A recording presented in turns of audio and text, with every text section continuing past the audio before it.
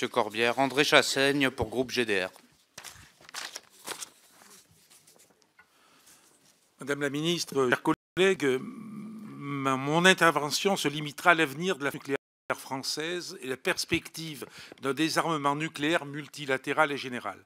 L'attribution du prix Nobel de la paix à ICANN, campagne internationale pour abolir les armes nucléaires, est une récompense considérable pour toutes celles et tous ceux qui luttent pour un monde de paix où la solidarité entre les peuples et les nations est centrale.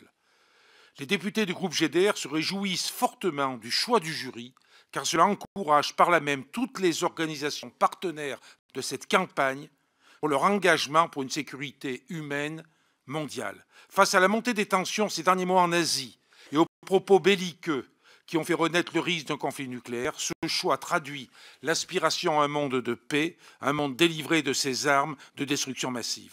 Dans ce contexte, Madame la Ministre, ne pensez-vous pas qu'il est grand temps que la France, membre permanent du Conseil de sécurité de l'ONU, ratifie le traité international d'interdiction des armes nucléaires qui a été adopté le 7 juillet dernier à l'initiative de l'ONU par 122 pays.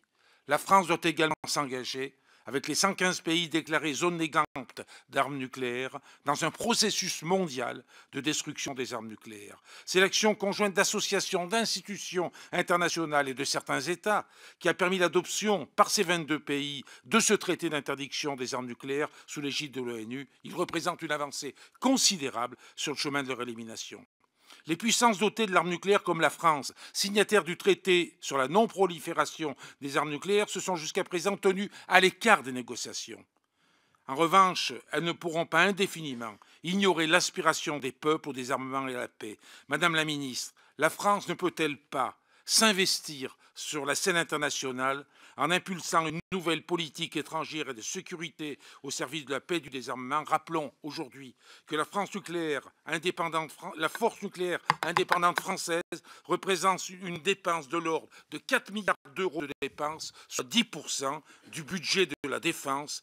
Est-ce que notre armée conventionnelle ne pourrait pas bénéficier de ces 4 milliards? Merci. Donc, les représentants des groupes se sont tous exprimés. On passe aux députés, aux collègues.